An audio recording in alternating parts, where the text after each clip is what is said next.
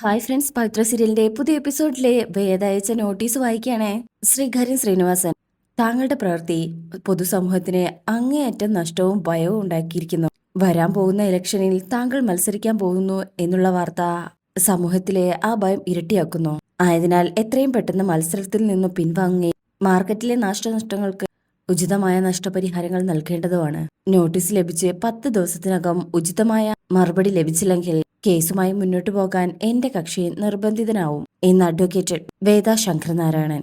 ഇങ്ങനെ ഇതൊക്കെ വായിച്ച് ദേഷ്യത്തില് അതങ്ങ് ചുരുട്ടി വെച്ചിട്ട് അവൾ ഒരത്തും. ശ്രീകാര്യൻ ശ്രീനിവാസിന്റെ ഒരു മുഖം അവള് കണ്ടിട്ടുള്ളൂ. അപ്പോ സുധയ്ക്കും എന്താ ഉണ്ടായത് എടുത്തു വായിച്ചു നോക്ക്. 2022 മാർക്കറ്റിൽ നടന്ന കലാപത്തിന്റെയും മരണങ്ങളുടെയും ഉത്തരവാദിത്തം ഏറ്റെടുത്തുകൊണ്ട് ഞാൻ തെരഞ്ഞെടുപ്പിൽ നിന്നും വിട്ടുനിൽക്കുകയും ഉചിതമായ നഷ്ടപരിഹാരം കൊടുക്കുകയും വേണത്രേ. ശ്രീധരൻ തേരാട്ടലിനു വേണ്ടി വേദയുടെ വക്കീൽ നോട്ടീസ്. സുധ അപ്പൊ അതെടുത്ത് നോക്കണേ. പുളിക്കല് പറയും, ഞാൻ പറഞ്ഞില്ലേ സാറേ, ഇതാ വേദ മനഃപൂർവ്വം കളിക്കുന്ന കളിയാ. ആ തേരാട്ടലിനെ രംഗത്തിറക്കിയത് പോലും വേദയാണോന്ന് എന്റെ സംശയം. എല്ലാ കാലത്തും എനിക്ക് ആ കുട്ടിയെ സംശയം ഉണ്ടായിരുന്നു. പക്ഷെ വിക്രം ഇവിടുത്തെ പ്രധാനപ്പെട്ട ആളായതുകൊണ്ട് പറഞ്ഞില്ലെന്ന് മാത്രം. സുധ പറയും, അയാൾ SP ക്ക് പരാതി കൊടുത്തല്ലേ. ശ്രീനി പറയും, അത് അർത്ഥവത്താവാൻ പോകുന്നില്ലെന്ന് അയാൾക്ക് തോന്നിക്കാണും. അതാ വേദ വഴി ഇങ്ങനൊരു നോട്ടീസ്. സുധ പറയും, അങ്ങനെ ഒരു അവസരം വന്നപ്പോ അവള് ശരിക്കും മുതലെടുക്കുകയും ചെയ്തു അല്ലേ. വിക്രത്തെ എന്നിൽ നിന്ന് മാറ്റിക്കൊണ്ടുപോവാൻ ഇതൊരു വഴിയായിട്ട് അവൾക്ക് തോന്നിക്കാണും. പറയും, ശ്രീനിയേട്ടൻ പറഞ്ഞത് ശരിയാ, അവൾക്ക് ബുദ്ധിപൂർവ്വം കളിക്കാൻ അറിയും. ഇത് കളിയല്ല ചേച്ചി, ആ കുട്ടി കാര്യായിട്ടാ. ഏതെങ്കിലും ഒരു അറ്റം കണ്ടിട്ടേ ആ കുട്ടി നിർത്തൂ. ഇത് കേൾക്കുന്ന ശ്രീനി പറയും, പുളിക്കാ സംസാരം ഇത്തിരി കൂടുന്നുണ്ട്. ഓ ഇനി മിണ്ടില്ല സാറേ. നീ ആ വിക്രത്തെ വിളിച്ച് അത്യാവശ്യമായിട്ടൊന്ന് കാണണമെന്ന് പറ. ഓ എന്ന് പറഞ്ഞ് വിക്രത്തെ വിളിക്കാനായിട്ട് പുളിക്കലടന്ന് പോവാ. അങ്ങനെ പുളിക്കല് പുറത്തിറങ്ങിയിട്ട് വിക്രത്തെ വിളിച്ച് കാര്യം പറയണേ. വേദാം ഒരു വക്കീൽ നോട്ടീസ് ശ്രീനി സാറിന് അയച്ചിട്ടുണ്ട്. അത് നേരിട്ട് വായിച്ചു കേൾപ്പിക്കാനാ, എത്രയും പെട്ടെന്ന് ഇങ്ങോട്ട് വരണം. എങ്കിൽ ശരി എന്ന് പറഞ്ഞ കോള് കട്ട് ചെയ്യും. ശേഷം പുളിക്കല് വിചാരിക്കും, ഇതിപ്പോ സ്വാമിയുടെ അളിയൻ സ്വാമി വിളിച്ചറിയിക്കണോ. വരട്ടെ, അടുത്ത സീനോടെ കഴിഞ്ഞിട്ടാവാം, ഇനിയൊരു കലക്കും എന്ന് പറഞ്ഞുകൊണ്ട് പുളിക്കലകത്തേക്ക് പോവാ. ശേഷം പിന്നീട് കാണിക്കുന്നത് വേദ ശ്രീജടത്തെ കൂട്ടി ബാങ്കിൽ വന്നിരിക്കുകയാണേ. ഓട്ടോയിൽ വന്നിറങ്ങും. ശ്രീജയ്ക്കാണെങ്കിൽ നല്ല ടെൻഷനുണ്ട്. ഇതൊക്കെ നടക്കുമോ വേദേ? പിന്നെ നമ്മളെ പോലുള്ളവർക്ക് വേണ്ടിയിട്ടാണ് സർക്കാർ ഇങ്ങനത്തെ ഓരോ പദ്ധതികൾ ആവിഷ്കരിച്ചിരിക്കുന്നത്. അതറിഞ്ഞ് ചോദിച്ചു വാങ്ങിക്കുകയാണ് നമ്മൾ ചെയ്യേണ്ടത്. ഇങ്ങനെ സ്ത്രീകളുടെ പദ്ധതികൾക്ക് വേണ്ടി 10 ലക്ഷം രൂപ വരെ വായ്പ എടുത്ത് സ്വയം തൊഴിൽ ആരംഭിക്കാം. ഇത് കേൾക്കുന്നതും ശ്രീജങ്ങ് ഞെട്ടിപ്പോവും. 10 ലക്ഷം രൂപയോ? വേദോരം, ശ്രീജടത്തി പേടിക്കണ്ട, നമുക്ക് ആവശ്യമുള്ളത് വാങ്ങിച്ചാൽ മതി. വന്നേ എന്ന് പറഞ്ഞേ നേരെ ബാങ്കിനകത്തേക്ക് കയറിപ്പോയി മാനേജറെ പോയി കാണുകയാണ്. അങ്ങനെ മാനേജറോട് പറയും, സർ ഇതാ ഞാൻ പറഞ്ഞ ആള്. ശ്രീജ അല്ലേ? കാര്യങ്ങളൊക്കെ വക്കീൽ മാഡം പറഞ്ഞിരുന്നു. വീട്ടിൽ തന്നെ ചെറിയ യൂണിറ്റിൽ ആരംഭിക്കാൻ പോകുന്നത്. ശ്രീജ എപ്പോഴും വേദയെ നോക്കുന്നത്. വേദ പറയും, അതെ സർ, വീട്ടിനോട് ചേർന്ന് ഒരു ചായ്പുണ്ട്, അവിടെ തുടങ്ങാനാണ് പദ്ധതി. അപ്പോ മാനേജർ പറയും, 50,000 രൂപ മതിയെങ്കിൽ ആദ്യത്തെ സെക്ടർ എടുത്താൽ മതി, പ്രോസസ്സിങ് താരതമ്യേന എളുപ്പമായിരിക്കും. വേദ പറയും, ആദ്യത്തെ ഘട്ടത്തില് അത് മതി സർ, പിന്നെ വേണമെങ്കിൽ വിപുലാക്കാലോ. മാനേജർ പറയും, ബിസിനസ് വന്ന് രജിസ്റ്റർ ചെയ്യണം, ബന്ധപ്പെട്ട കുറച്ച് ലൈസൻസും ഡീറ്റെയിൽസും എല്ലാം ലോൺ സെക്ഷനിൽ ആള് പറഞ്ഞുതരും. വേദ പറയും, ഓ അതൊക്കെ ഞാൻ ചെയ്തോളാം. എത്ര ദിവസം എടുക്കായിരിക്കും? അപ്പൊ അയാൾ പറയും, ഏറിയ 2 ആഴ്ച. ശ്രീജ പറയും, വലിയ സന്തോഷം സാർ, നിങ്ങളെപ്പോലുള്ളവര് ഇങ്ങനെ നിൽക്കാൻ തയ്യാറാവുന്ന തന്നെ വലിയ സന്തോഷം. സാറും പറയും. അങ്ങനെ താങ്ക്സ് പറഞ്ഞ് ശ്രീജർത്തി കൈകൂപ്പുന്നുണ്ട്. അങ്ങനെ വേദയും ശ്രീജയും അവിടെ നിന്ന് ഇറങ്ങാണ്. ശേഷം പിന്നീട് കാണിക്കുന്നത് വിശ്വം വീട്ടിനകത്തിരുന്നിട്ട്, അതായത് റൂമിലിരുന്ന് എന്തോ പലഹാരങ്ങൾ കഴിക്കണേ, എന്തോ വായിക്കുന്നുണ്ട്. അപ്പോഴായിരിക്കും ശ്രീജ ചിരിച്ചോണ്ട് വരുന്നത്. നീ എവിടെയായിരുന്നു ശ്രീജ? ഒന്നും പറഞ്ഞില്ലല്ലോ. എന്നെ വേദം ഉണ്ടോയതാ. എങ്ങോട്ട്? ബാങ്കിലേക്ക്. ഇതിന്? അപ്പൊ ശ്രീജ പറയും, അന്നൊരു കാര്യം പറഞ്ഞല്ലേ, സ്വന്തമായി ബിസിനസ് യൂണിറ്റ് തുടങ്ങുന്ന കാര്യം. ആ ആ അതിന്റെ ലോണിന്റെ കാര്യങ്ങൾ ശരിയാക്കാൻ വേണ്ടി പോയതാ. വിശ്വം ചോദിക്കും, ശരിക്കും? ശ്രീജ പറയും, എന്താ വിശ്വാസം വരുന്നില്ലേ? വിശ്വം പറയും, ഞാനതൊരു തമാശയായിട്ടാ കരുതിയത്. ശ്രീജ പറയും, എന്നാലേ ഇനി അത് കാര്യമായിട്ടുണ്ടെന്ന് തന്നെ കൂട്ടിക്കോ. മല്ലിയും മുളകും മഞ്ഞളൊക്കെ നമ്മൾ ഹോൾസെയിൽ ആയിട്ട് വാങ്ങും, എന്നിട്ട് ഇവിടെ ഉണക്കി പൊടിച്ച് പാക്കറ്റിലാക്കി തൂക്കി വിൽക്കും. വിശ്വം ചോദിക്കും, എവിടെ? ശ്രീജ പറയും, കടകളിലെ ഒരു വണ്ടി സംഘടിപ്പിച്ച വിഷയേട്ടന് ജോലി ചെയ്യാവുന്നതേ ഉള്ളൂ, അതിനുള്ള വഴിയൊക്കെ വേദ കണ്ടെത്താന്ന് പറഞ്ഞിട്ടുണ്ട്. വിശ്വത്തിന് സന്തോഷമാവുന്നുണ്ട്. എന്നാലും അല്ല, ഈ ലോണൊക്കെ എടുത്തിട്ട് പൊളിഞ്ഞു പോയാ? ശ്രീജ പറയും, ആദ്യം ഈ നെഗറ്റീവ് ഒക്കെ ഒന്ന് അവസാനിപ്പിക്കും വിശ്വേട്ടാ. പൊളിഞ്ഞാൽ അങ്ങ് പൊളിയട്ടെ, ഒന്നും ചെയ്യാതിരിക്കുന്നതിനേക്കാളും നല്ലതല്ലേ. ഇനി ഒരിക്കലും വിശ്വേട്ടൻ ഇവിടെ ആരുടെ മുന്നിലും ചെറിയ ആളാവരുത്. സമ്പത്തിന്റെയും കൊടുക്കുന്ന വീതത്തിന്റെയും കണക്ക് പറഞ്ഞ് ആരും നമ്മളെ പരിഹസിക്കാനും വരരുത്. അല്ല, നീ ഇത് അച്ഛനോട് പറഞ്ഞോ? ശ്രീജ പറയും, ഇല്ല, എല്ലാം ഒന്ന് ശരിയാവട്ടെ എന്ന് കരുതി. അപ്പോ വിശ്വം പറയും, അച്ഛനിനി എന്താണ് അപ്പൊ പറയാൻ പോകുന്നത്? ശ്രീജ പറയും, എന്തായാലും വേണ്ടാന്ന് പറയില്ല, അത് ഉറപ്പാ. അല്ല, പേര് മറ്റേത് തന്നെ, വേദയുടെ സജഷൻ ആയിരുന്നു അത്. നമുക്ക് മോളുടെ പേരിട്ടാലോ? വിഷം പറയും, എങ്ങനെ എന്തെങ്കിലും പറ്റിയാലേ അവളുടെ പേരിൽ തുടങ്ങിയിട്ട് കുഴപ്പമായിന്ന് വേണ്ട. പക്ഷേ ശ്രീജയ്ക്കും എന്ത് വിഷേട്ടാ? വിഷേട്ടൻ കൂടെ നിന്നാ മാത്രം മതി, എല്ലാം ഞാൻ നോക്കിക്കോളാം. വിഷേട്ടൻ കൂടെ നിന്നാ മാത്രം മതി. വിഷം ഈ സംരംഭത്തിൽ ഞാൻ കൂടെ നിൽക്കാൻ പോകുന്നില്ല. ശ്രീജ ഞെട്ടിപ്പോവും. വിഷേട്ടാ? വിഷം പറയും, ഞാൻ നിന്നെക്കാളും മുന്നിട്ട് ഇറങ്ങാൻ പോവാണ് ശ്രീജയെ. വിഷുനൊരു 7-ാം കൂലിയല്ലെന്നേ ഇവിടെ എല്ലാവരുടെ മുന്നിലും തെളിയിക്കും. അത് തന്നെ, ലോൺ എന്റെ പേരിലാണെന്നല്ലേ ഉള്ളൂ. വിഷേട്ടൻ നടത്തിക്കോ, എല്ലാത്തിനും കൂടെ ഞാനുണ്ട്. അപ്പൊ വിഷം പറയും, അത് വേണ്ട, കമ്പനി നിന്റെ പേരിൽ, എല്ലാം നീ നടത്തിയാൽ മതി. ലാഭവിധവും നിനക്ക് തന്നെ, ഞാൻ നിന്റെ തൊഴിലാളി. അത് കേൾക്കുമ്പോ ശ്രീജയ്ക്ക് ഒരു വിഷമാവുന്നുണ്ട്. അത് മതി ശ്രീജയെ, നിന്റെ കയ്യിൽ നിന്ന് ഞാൻ ശമ്പളം വാങ്ങിച്ച് എന്റെ വീതം ഞാൻ കൊടുക്കുവിടെ. ആദ്യത്തെ ശമ്പളം കിട്ടുമ്പോൾ ഞാനൊരു വിസിറ്റിംഗ് കാർഡ് അടിക്കും. ഞാൻ ഡിസ്ട്രിബ്യൂഷൻ മാനേജർ. എങ്ങനെ ഇരിക്കുന്നു? കൊള്ളാം എന്ന് പറഞ്ഞ ശ്രീജ വിഷത്തെ കെട്ടിപ്പിടിക്കണേ, കണ്ണൊക്കെ നിറയുന്നുണ്ട്. വിഷം ചേർത്ത് പിടിച്ചിട്ട് പറയും, എല്ലാം ശരിയാവും. അതിനുശേഷം പിന്നീട് കാണിക്കുന്നത് വിക്രം ചക്രവാണി സാറിന്റെ അവിടെ ഇങ്ങനെ വെയിറ്റ് ചെയ്ത് നിൽക്കുക. അപ്പൊ ഉണ്ടാവും വേദ ഓട്ടോയിൽ വരുന്നത്. ആഹാ, എന്താ ഇവിടെ? വിക്രം പറയും, നിന്നെ കാണാനാ. വേദ പറയും, നമ്മള് വീട്ടിൽ നിന്ന് കണ്ടിട്ടല്ലേ ഇറങ്ങിയത്. മലയ്ക്ക് മാല ഇട്ടുമ്പോ ഇങ്ങനെയുള്ള തോന്നലൊന്നും വരാൻ പാടില്ലെന്നാ. ഹോ, ഞാൻ നിന്നെ ഓർത്തിരുന്നു കൊച്ചേ. ഈ തിരുമോന്ത കണ്ട് ചാരിതാർത്ഥ്യം അടയാൻ വേണ്ടി വന്നതൊന്നുമല്ല. വേദയ്ക്കും പിന്നെ എന്തിനാ വിക്രം സ്വാമി ഇങ്ങോട്ട് എഴുന്നള്ളിയത്? നിന്നെ കണ്ട് 4 വർത്താനം പറയാൻ. വേദ പറയും, പതുക്കെ, ഇതൊരു പൊതുസ്ഥലമാ. പോരാത്തതിന് വിക്രം സ്വാമിയും ഇങ്ങനെ ഒച്ച വെച്ച് സംസാരിക്കരുത്, ആളുകൾ വഴക്കിടാന്ന് കരുതും. സ്വാമിമാർക്കത് മോശമല്ലേ? വിക്രം ചോദിക്കും, നീ ശ്രീനിവാസൻ സാറിനെതിരെ വക്കീൽ നോട്ടീസ് അയച്ചോ? വേദ പറയും, അതാണോ? അയച്ചു. വിക്രം ചോദിക്കും, എന്തിനെ?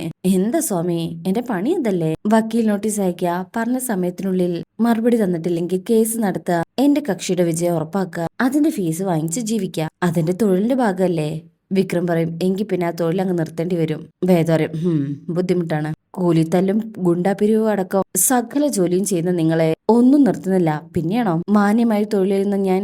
വിക്രം പറയും, ഞാൻ ഗുണ്ടാപിരിവും കൂലിത്തല്ലൊന്നും ചെയ്യാറില്ല. അപ്പം മാർക്കറ്റിൽ പണം പിരിക്കാൻ പോവാറുള്ളതോ? വിക്രം പറയും, അത് ശ്രീനി സാറെ പലിശയ്ക്ക് കൊടുത്തിരിക്കുന്ന പണം പിരിക്കാനാ, അല്ലാതെ ഗുണ്ടാപിരിവൊന്നുമല്ല. വേദ പറയും, പാവപ്പെട്ട മീൻ കച്ചവടക്കാരും പച്ചക്കറി കച്ചവടക്കാർക്കും രാവിലെ 900 രൂപ കൊടുത്ത് വൈകുന്നേരം 1000 രൂപ തിരിച്ചു വാങ്ങിക്കുന്ന പരിപാടി. അതായത് 100 രൂപയ്ക്ക് ദിവസം 10 രൂപ പലിശ. വാർഷിക പലിശ കണക്കാക്കുമ്പോൾ 100 രൂപയ്ക്ക് ഫലത്തിൽ 3600 രൂപ. ഇതിന് പിന്നെ ഗുണ്ടാപിരിവ് എന്നല്ല പറയേണ്ടത്. വിക്രം പറയും, അല്ല, കയ്യിൽ 5 പൈസ ഇല്ലാതെ നാട്ടുകാരുടെ പൈസ കൊണ്ട് സാധനങ്ങൾ വാങ്ങിച്ചു വിറ്റ് ലാഭം ഉണ്ടാക്കുന്നവർക്ക്, ലാഭം ഉണ്ടാക്കാൻ ക്യാപിറ്റൽ ഇറക്കിയവർക്ക് അവർ നൽകുന്നൊരു വിഹിതം, അത്രേ ഉള്ളത്. വേദോറിയും, ശരി, ഈ പുതിയ സാമ്പത്തിക സിദ്ധാന്തമൊക്കെ കേസ് വിളിക്കുമ്പോ കോടതിയിൽ വന്ന് ബോധ്യപ്പെടുത്താൻ പറഞ്ഞാൽ മതി. നിങ്ങളുടെ ശ്രീനിവാസനോട് ശ്രീധരേട്ടന്റെ കേസിന്റെ കൂടെ നിങ്ങൾ പലിശയ്ക്ക് കൊടുക്കുന്ന കച്ചവടക്കാരെ കൂടെ കക്ഷി ചേർക്കാൻ പറ്റുമെന്ന് ഞാനൊന്ന് നോക്കട്ടെ. വിക്രം പറയും, ഹോ, അപ്പൊ നീ മുന്നോട്ട് പോകാനുള്ള പരിപാടി തന്നെയാണ്. വേദ പറയും, തൽക്കാലം അതെ. വേദ, വെറുതെ തീക്കൊള്ളി കൊണ്ട് ചുറിയാൻ നിൽക്കല്ലേ. വേദ പറയും, ആഹാ, എന്ത് ഡയലോഗാണ് സ്വാമി ഇത്? എവിടെ നിന്ന് കിട്ടുന്നു ഇതൊക്കെ? കേരളത്തിൽ ഒരുമാതിരി എല്ലാ സീരിയലുകാരും തിരുവനന്തപുരത്താണ് തമ്പടിച്ചിരിക്കുന്നതെന്ന് കേട്ടിട്ടുണ്ട്. നിങ്ങൾക്ക് ഈ പണിയൊക്കെ നിർത്തി വല്ല സീരിയലിനും ഡയലോഗ് എഴുതാൻ പോയിക്കൂടെ?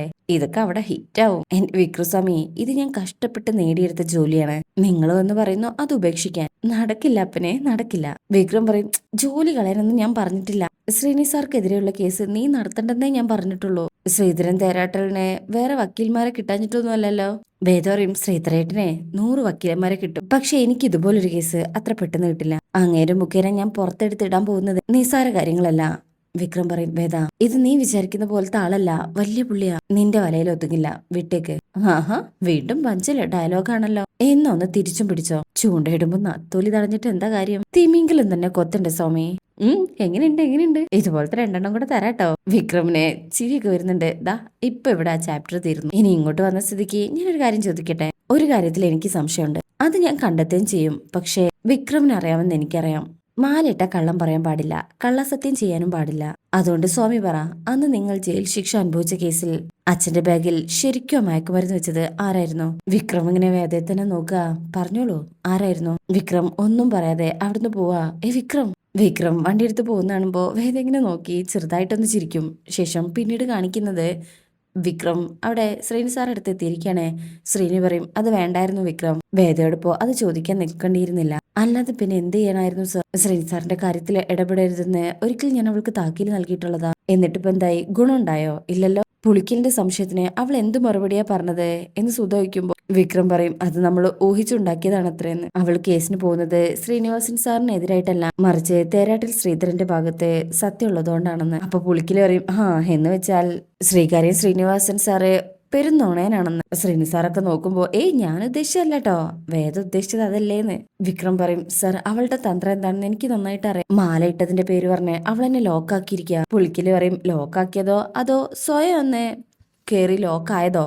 പുളിക്ക എന്ന് ശ്രീനി സാർ വിളിക്കുമ്പോ സുധ പറയും പുളിക്ക പറയുന്നതിലും കാര്യമുണ്ട് ശ്രീനി. തല ചവിട്ടാനുള്ള ഈ തീരുമാനം എടുത്തത് വിക്രം അല്ലല്ലോ വേദയല്ലേ. വേദ അങ്ങനെ ഒരു ആവശ്യം ഉന്നയിച്ചപ്പോ വിക്രം അത് പെട്ടെന്ന് സമ്മതിക്കുകയും ചെയ്തു. വിക്രം സ്വാമി അത്ര വലിയ ഭക്തനൊന്നും അല്ലെന്ന് അവിടെ എല്ലാവർക്കും അറിയാലോ. അത് ശരിയാണേ, വീട്ടുകാർക്കും അത് സന്തോഷാവല്ലോ എന്ന് കരുതിയപ്പോ മാല ഇട്ടത് തന്നെയാ. ഒപ്പോ വേദയോടുള്ള ഇഷ്ടം പ്രകടിപ്പിക്കാൻ ഒരു മാർഗം കൂടി അല്ലെ വിക്രം എന്ന് ശ്രീനി ചോദിക്കും. സാർ അത് നാളുകളായി ഒരേ വീട്ടിൽ കഴിയുന്നവർക്കിടയിൽ അങ്ങനെ ഒരു സ്നേഹം ഉണ്ടായതില് തെറ്റൊന്നുമില്ല. പക്ഷേ ആ ഇഷ്ടം നമ്മുടെ മറ്റു കാര്യങ്ങളെ ബാധിക്കരുത്. വേദ അവളുടെ പ്രൊഫഷണൽ ലൈഫിൽ ഇടപെടരുതെന്ന് വിക്രത്തോട് പറഞ്ഞില്ലേ? അതായത് അവളുടെ തീരുമാനത്തില് വിക്രത്തിന് ഒരു സ്വാധീനവും ചെലുത്താൻ പറ്റില്ലെന്നല്ലേ അതിന്റെ അർത്ഥം? അതുപോലെ വിക്രത്തിന്റെ തീരുമാനത്തിലും വേദ സ്വാധീനം ചെലുത്തിക്കൂടാ. വിക്രം പറയും എന്റെ തീരുമാനത്തിൽ ഇടപെടാൻ ഞാൻ ഇതുവരെ ആരെയും അനുവദിച്ചിട്ടില്ല സർ. പുളിക്കല് പറയും വിക്രം സ്വാമി ഇടപെടാൻ അനുവദിക്കണം എന്നില്ല, ആ കുട്ടി സ്വയം കയറി ഇടപെട്ടോളും. അന്ന് രാത്രി തന്നെ ശ്രീധരൻ തെരാട്ടന്റെ കാര്യത്തില് ഒരു തീർപ്പാക്കേണ്ടതായിരുന്നു. അന്ന് ഉറങ്ങിപ്പോയത് ആ കുട്ടിയുടെ ഇടപെടൽ കാരണമല്ലേ? സുധ പറയും അതിന്റെ പിറ്റേ ദിവസം തന്നെ കുഴപ്പം പിടിച്ച കാര്യങ്ങളിൽ പോയി ഇടപെടാതിരിക്കാൻ മാല ഇടിക്കുകയും ചെയ്തു. പുളിക്കലപ്പോ പറയും ആ അതൊരു ഇടപെടല് തന്നെ. വിക്രം പറയും സമരം പൊളിക്കാൻ വാസവന്റെ ആൾക്കാരും ഫാക്ടറിക്കാരും ശ്രമിച്ചപ്പോ അതിലിടപെട്ടതും വേദ തന്നെയല്ലേ? ശ്രീനി സാർ പറയും വിക്രം സ്വാമി വേദയെ അനുകൂലിച്ച് സംസാരിക്കാനൊക്കെ തുടങ്ങിയല്ലേ? വിക്രം പറയും അയ്യോ അങ്ങനെയല്ല സാർ. അങ്ങനെയാലും കുഴപ്പമില്ല, ഭാര്യയായി പോയില്ലേ. എടോ ആ സമരം ഒന്ന് അവസാനിപ്പിക്കണമെന്ന് ഞാൻ പറഞ്ഞിരുന്നോ? തൊഴിലാളികൾ ഹാപ്പിയായി സമരം അവസാനിപ്പിച്ചു താൻ വന്ന് പറഞ്ഞപ്പോ ഞാൻ അന്ന് മറുപടി പറഞ്ഞില്ലെന്നേ ഉള്ളൂ. സമരം അവസാനിപ്പിക്കുന്നതിലല്ല അത് നിലനിർത്തുന്നതിലാണ് ഒരു രാഷ്ട്രീയ പാർട്ടി മിടുക്ക് കാണിക്കേണ്ടത്. പുളിക്കല് പറയും അതെ വടിയൊടിയേയില്ല പാമ്പ് ചാവയില്ല എന്ന മട്ടിൽ അങ്ങ് നിൽക്കണം. ശ്രീനി സാർ പറയും അന്ന് വേദ ആ സമരം അവസാനിപ്പിച്ചത് തന്നോടുള്ള ഇഷ്ടം കൊണ്ട് മാലയിട്ട തന്നെ പോലീസ് അറസ്റ്റ് ചെയ്ത് കൊണ്ടുപോകുന്നു പേടിച്ചിട്ടുമല്ല. ആ സ്ഥാപനം അവളുടെ കൂടെ സ്വന്തമായതുകൊണ്ടാണ്. നോക്കി നടക്കുന്നത് ശ്രീകാന്ത് ആണെങ്കിലും അത് പണിക്കത്ത് തറവാടിന്റെ സ്ഥാപനമാണ്. അവളുടെ അപ്പൂപ്പനായി തുടങ്ങി വെച്ചത് അതിനൊരു ക്ഷീണം ഉണ്ടാക്കരുത് എന്ന് കരുതിയിട്ടാ അവൾ ഇറങ്ങി തിരിച്ചത്. അല്ലെങ്കിൽ പോലീസ് എത്തി ലാത്തിചാർജ് നടന്ന് വലിയ വിഷയമാവേണ്ട സമയത്ത് പറഞ്ഞുറപ്പിച്ച സമയത്ത് അവൾ അങ്ങെത്തി. അന്ന് അവളെ അവിടെ എത്തിയത് സമരം മുറുകിയാൽ ഫാക്ടറി പൂട്ടേണ്ടി വരുമെന്ന് പേടിച്ചിട്ട് തന്നെയാണ്. കുടുംബത്തെ ബാധിക്കുന്ന ഒരു പ്രശ്നം വന്നാൽ അവൾ ശക്തമായി ഇറങ്ങുന്നുള്ളതിന് തെളിവാണത്. അല്ലാതെ ഇയാളെ സഹായിക്കാൻ അവതരിച്ചതൊന്നുമല്ല. സുധയ്ക്കും വേദയോടുള്ള ഇഷ്ടം കൂടി തുടങ്ങിയപ്പോ വിക്രത്തിന് നല്ലത് മാത്രമേ കാണാൻ പറ്റുള്ളൂ എന്നായോ? അയ്യോ അങ്ങനെ ഞാൻ പറഞ്ഞില്ലല്ലോ ചേച്ചി. സുധ പറയും അല്ല അങ്ങനെയുണ്ട്, ഒരുപാട് വെറുക്കാൻ തുടങ്ങിയ ആ വെറുപ്പ് പിന്നെ ഇഷ്ടാവും തുടങ്ങുന്ന. പുളിക്കല് പറയും അതെ വെറുത്ത് എനിക്കിപ്പോ കുട്ടിശങ്കറിനോടൊരു ഇഷ്ടം തോന്നി തുടങ്ങിയോന്നേ. ഭാനുമതി അഴകിരാവണം സിനിമയിൽ പറയുന്നുണ്ട്. ഈ സമയം ഇത് കേൾക്കുമ്പോ സുധ ചിരിക്കും. ശ്രീനി സാർ ഇങ്ങനെ നോക്കുന്നുണ്ട്. ആ ഉണ്ട് എന്ന് പറഞ്ഞ് വിക്രത്തിന്റെ പിറകിലേക്ക് നിൽക്കാണ് പേടിച്ചിട്ട്. അങ്ങനെ ശ്രീനി പറയും ഒരു കാര്യം ചെയ്യും വിക്രം, ഇനി നമ്മളിവിടെ തീരുമാനിക്കുന്ന ഒരു കാര്യവും വീട്ടിലെത്തി ഡിസ്കസ് ചെയ്യരുത്. നമ്മളെടുക്കുന്ന ഒരു തീരുമാനവും വേദ അറിയുകയും ചെയ്യരുത്, മനസ്സിലായല്ലോ? വിക്രം പറയും ശരി സാർ. എനിക്കെതിരെ വേദ കോടതിയിൽ മൂവ് ചെയ്താൽ ആ കേസ് നടക്കാൻ പോകുന്നില്ല. ആ ലഹളയുടെ ഒരു സ്റ്റേജിലും ഞാൻ ഡയറക്ട്ലി ഇൻവോൾവ് അല്ല. പക്ഷെ എനിക്ക് വേണ്ടി ഇൻവോൾവ് ആയ മറ്റൊരാളുണ്ട്. വിക്രം പറയും അറിയാം സാർ, അവരെയൊക്കെ ഒന്ന് കോർഡിനേറ്റ് ചെയ്യേണ്ട ഉത്തരവാദിത്തം എനിക്ക് തന്നെ ആയിരിക്കും. അത് സാർ അറിഞ്ഞിട്ടായിരുന്നു എന്ന് ഒരിക്കലും ഞാൻ വെളിപ്പെടുത്തില്ല. ക്രിമിനൽ ഗൂഢാലോചന എന്നൊരു കുറ്റം വന്നാൽ അതിന്റെ ഉത്തരവാദി ഞാൻ തന്നെയായിരിക്കും. ഇത് കേൾക്കുമ്പോ അവർക്ക് സന്തോഷമാവും. സുധ പറയും അങ്ങനെയാണെങ്കിൽ പിന്നെ വേദ കേസുമായി മുന്നോട്ട് പോകുന്നു എനിക്ക് തോന്നുന്നില്ല. ശ്രീനി പറയും എന്തായാലും ഇപ്പൊ ഒന്നും പോയി വേദയോട് കമ്മിറ്റ് ചെയ്യാൻ നിൽക്കണ്ട, ആദ്യം കേസിന്റെ നീക്കം എങ്ങനെയാണെന്ന് അറിയട്ടെ. വിക്രം പറയും സാർ ഒരു കാര്യം കൂടെ എനിക്ക് പറയാനുണ്ട്. അന്ന് സമരപന്തലിലേക്ക് വേദ വന്നു എന്ന് പറഞ്ഞില്ലേ, അത് യാദൃശ്ചികമായിട്ട് വന്നതല്ല, ഒരു ഫോൺ കോൾ ആയിരുന്നു കാരണം. അതെ സമരപന്തലിന് നേരെ ചിലർ ആക്രമണം നടത്തുന്നു, സമരം കൊളാക്കുന്നു, പോലീസ് വരുന്നു, പിന്നെ സമരം ചെയ്യുന്നവർക്ക് അനുകൂലമായ ഒരു അന്തരീക്ഷം വരുന്നു. രാവിലെ ശ്രീകാന്തിനോട് ആരോ വിളിച്ചു പറഞ്ഞു. ഇത് കേൾക്കുന്നതും പുളിക്കിലാകെ പേടിക്കും. എന്റെ പുണ്യാളാ. ശ്രീനി സാർ ചോദിക്കും സത്യായിരുന്നോ ഈ പറയുന്നത്? ശ്രീകാന്ത് അച്ഛനുമായി അത് സംസാരിക്കുന്നത് കേട്ട് ദീപ്തിയാണ് അത് വേദയെ വിളിച്ചു പറഞ്ഞത്. അങ്ങനെയാ വേദ അവിടെ എത്തിയത്. സാർ സമരം നടത്താൻ തീരുമാനിച്ചത് സാറും പാർട്ടിയും ചേർന്നാണ്. സമരത്തിലേക്ക് ഗുണ്ടകളെ അയച്ചതും അത് കലക്കാൻ തീരുമാനിച്ചതും പാർട്ടിയാണോന്ന് എനിക്കറിയില്ല. പക്ഷെ ഏതായാലും തീരുമാനങ്ങളെല്ലാം കൃത്യമായി അറിയേണ്ടവരറിയുന്നുണ്ട്, അതുറപ്പാ. പുളിക്കല ആകെ പേടിച്ച് നിൽക്കണേ. എങ്കിൽ ഞാൻ വരട്ടെ സാർ എന്ന് പറഞ്ഞ് വിക്രം അവിടുന്ന് പോവാം. പുളിക്കാ എന്ന് വിളിക്കുമ്പോ തന്നെ പുളിക്ക് പറയും അയ്യോ ഞാനൊന്നല്ല സാറേ എനിക്കൊന്നും അറിയില്ല. സത്യം. ശ്രീനി പറയും എങ്കിൽ ഇനി നീ അറിയണം. എന്ത്? അന്നത്തെ നമ്മുടെ തീരുമാനം ആരിൽ നിന്നാ ചോർന്നതെന്ന് കണ്ടുപിടിക്കണം. പുളിക്കറിയാം അത് ഞാൻ ഏറ്റു സാർ. അങ്ങനെ ശ്രീനി സാർ നല്ല ദേഷ്യത്തിൽ നിൽക്കുകയാണ്. ശേഷം പിന്നീട് കാണിക്കുന്നത് വേദ ഓഫീസിൽ നിൽക്കുമ്പോൾ ഒരു ഫോൺ കോൾ വരികയാണ്. ആ എത്തിയോ, ഞാൻ ഇതാ ഇറങ്ങുന്നു എന്ന് പറഞ്ഞ് കോള് കട്ട് ചെയ്യും. എന്നിട്ട് അവിടെയുള്ള ഒരു സ്റ്റാഫിൻ്റെ അടുത്ത് പറയും ഞാനൊന്ന് പോവാട്ടോ, ചക്രമണി സാർ വരുമ്പോൾ പറഞ്ഞാൽ മതി. അപ്പോൾ അവർ വയ്ക്കും ഇതും ക്ലയൻ്റ് ആണോ? ഒരു ക്ലയൻറ്റാ.